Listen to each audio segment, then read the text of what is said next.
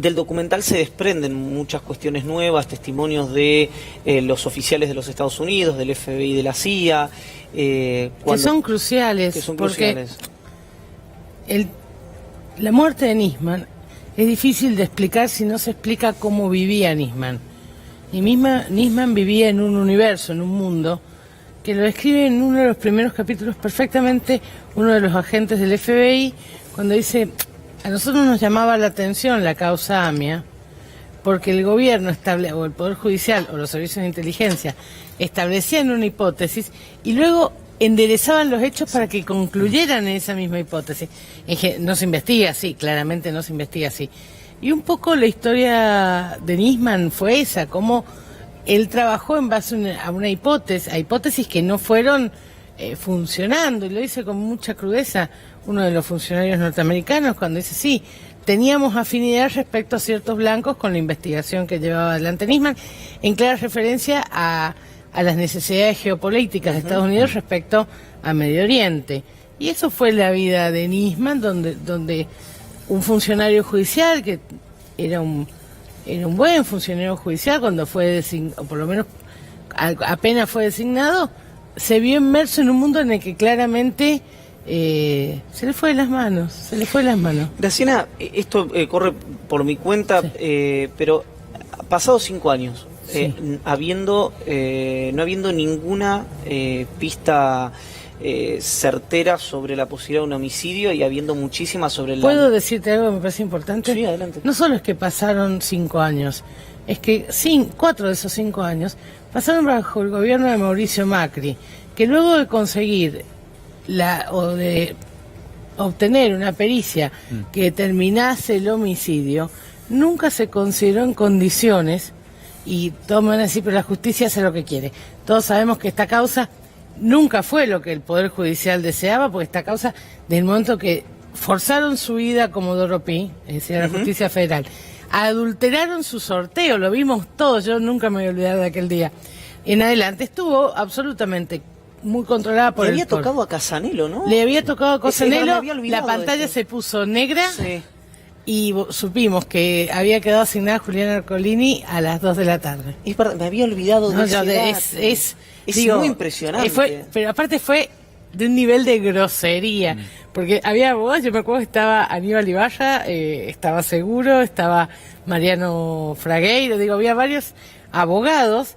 Fue impresionante. Se detuvo todo el sistema. Se puso negra la pantalla, informático, sí. Pero después de eso se paró el sistema, como se bajó la palanca, no funcionó para nadie más y hubo una intervención manual en el data center del Consejo de la Magistratura para borrar los registros y que se pudiese hacer. Pero todos vieron que decía Casanello, o sea, sí, claro, en una de las pantallas quedó. En una de las pantallas quedó congelado Casanello, y lo peor de todo, estas cosas que pasan, yo pienso que de todos los jueces que esperaban que les tocara esa causa, sin duda Casanello era uno de los que menos esperaban, porque en esa misma época a Casanello le estaban haciendo la operación de Olivos.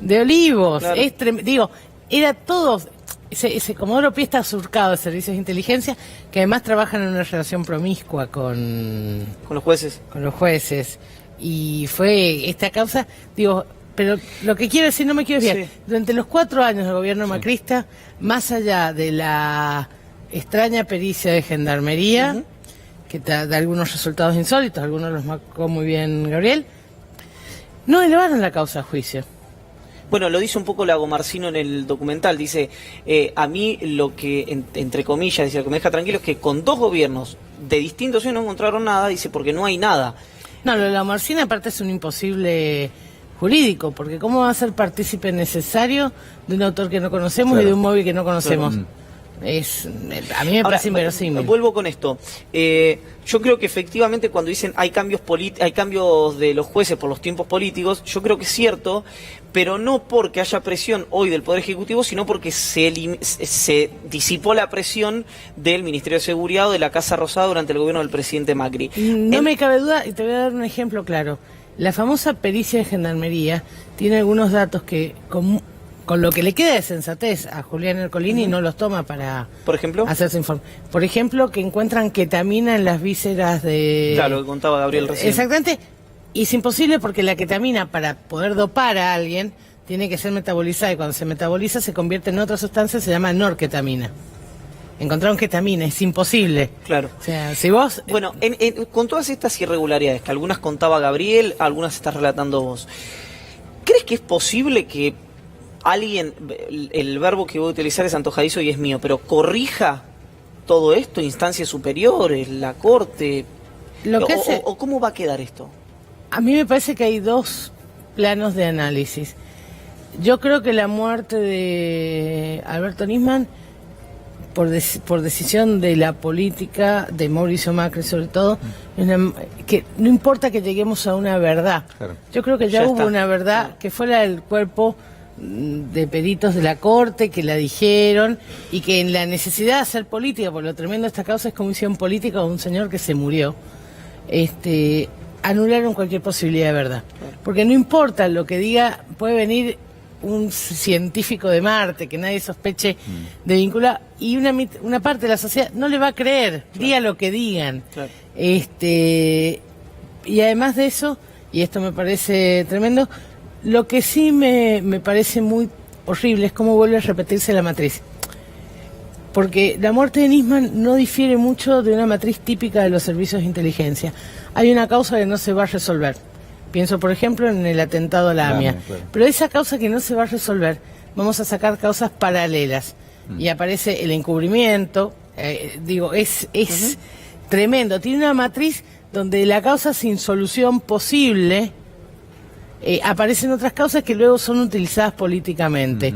Durante el macrismo vimos como la causa de la muerte de Alberto Nisman fue utilizada para perseguir al ex ministro de Seguridad, Berni, a distintos personas, porque se usa, esa es una matriz, es un armado, es un típico armado de los servicios de inteligencia en connivencia con el Poder Judicial.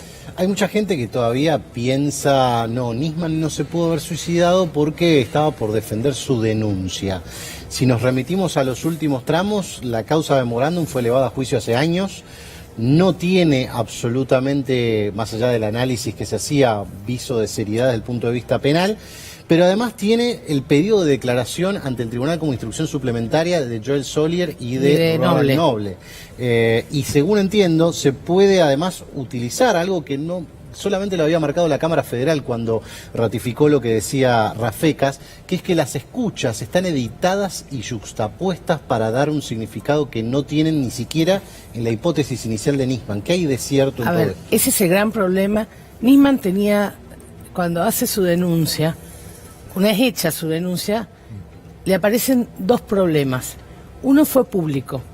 Algo que Nisman jamás esperaba es que Interpol desmintiera el eje de su denuncia. La denuncia de Nisman era iban a encubrir Irán dando de baja las alertas rojas a través de la firma del memorándum. Como Interpol había sido ya consultado por Héctor Timerman y por la Argentina al respecto, y había enviado por escrito la respuesta, y Noble era en ese entonces el secretario general de Interpol, le envió un mail a la Cancillería Argentina diciendo esto que dice Nisman es falso. Y ese era un problema público real.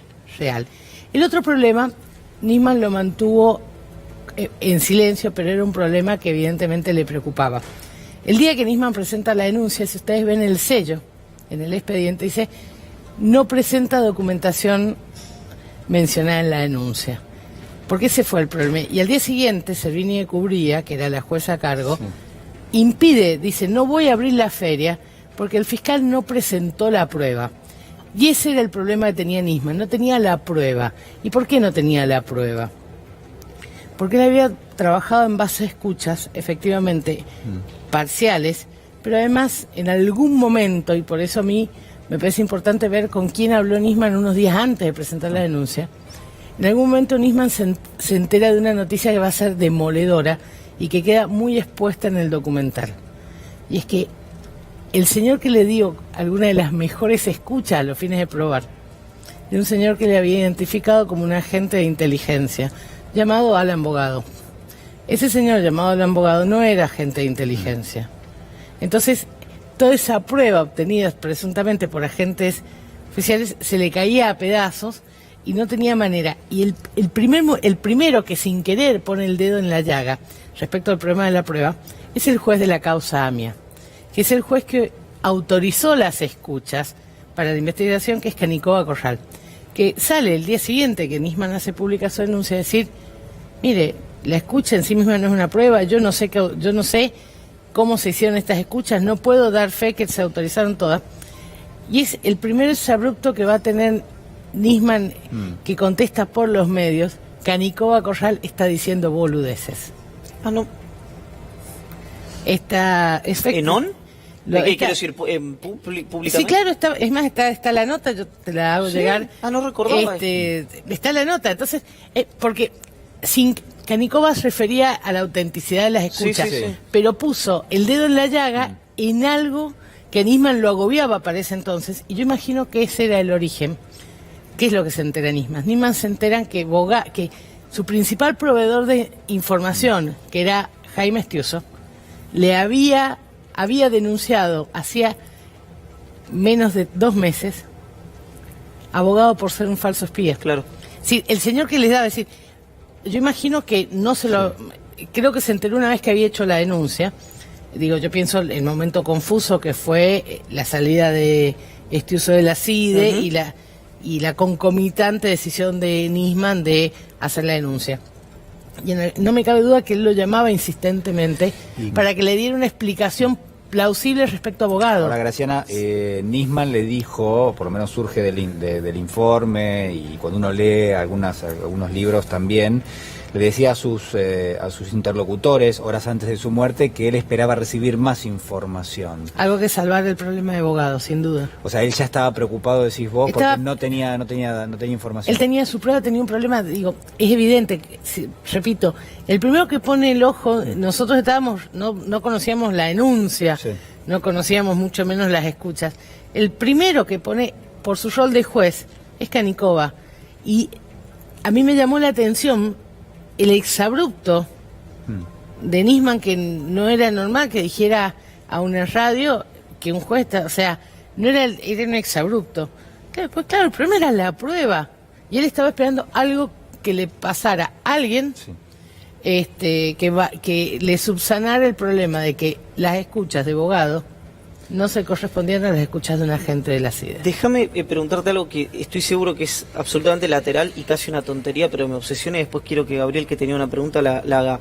Y no sé, Gaby, si vos estabas con algo, pero me obsesiona que gente que tuvo acceso al expediente, como Sandra Arroyo Salgado, el doctor Romero Victorica, los peritos, etcétera, hayan dicho durante tanto tiempo que yo sé que después dijeron, bueno, se equivocó, pero que el proyectil había ingresado por detrás de la oreja, cuando después la foto muestra que ingresó por adelante y por arriba en el parietal. Eso no, desde el punto de vista de la opinión pública, desde el punto de vista, no gravita, fue una mentira hecha y derecha que tuvieron que reconocerla una vez que creo que fue Eddy Zunino, mostró la foto en televisión. Cuando tomó Estado Público la foto.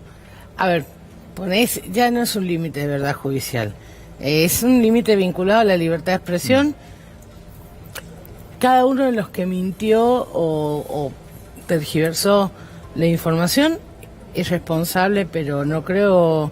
Es responsable de que se lo señale diciendo usted dio mala información. Claro. De ahí a una sanción, algún impacto judicial no, porque no tiene sentido. Lo que importa es que los estudios lo vean bien los jueces y los fiscales y los defensores. 2 minutos. A ver, no, es una inquietud que me perturba en algún punto, pero si vos analizás la mecánica de la denuncia de Nisman, la denuncia de Nisman iba a destruir a Cristina o iba a destruir a Nisman si Nisman estuviese vivo.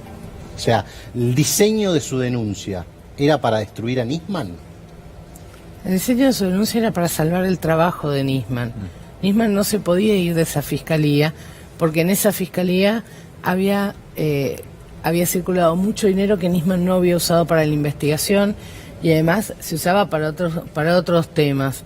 Nisman no podía dejar la fiscalía porque en el momento en que la dejaran, indudablemente iba a surgir cosas como que él no pagaba alquiler, pero que la hija del dueño del departamento en el que vivía, trabajaba en la fiscalía. La chica que limpiaba la casa estaba a sueldo de la fiscalía. Nisman cometía evidentemente peculado con fondos que estaban destinados a la investigación Claro. del atentado al Que AMIA. era una de las preguntas centrales que le iban a hacer el lunes ese Efectivamente. en el Congreso. En tanda, ¿no tengo una? No, me dice que no. Sí, en una línea, necesito la pregunta y en una línea la respuesta. Graciana, por favor. No, ¿cómo interpretas ahora la actitud de Arroyo Salgado, ¿no? Digo, cuando ella decide bajarse de la querella y también habla de amenazas que supuestamente sigue recibiendo? Yo creo que las amenazas, ella tiene que dar una razón. Creo que es una actitud responsable. Yo rescato la figura de Sandra Arroyo Salgado, porque más allá de su mala relación, más allá de la presión política que ella misma recibió, siempre se ha encargado de cuidar a sus hijos. Y cuando ella hace algo como dejar la querella, yo le creo que lo hace para preservar el derecho de sus hijas, cosa que siempre lo ha hecho.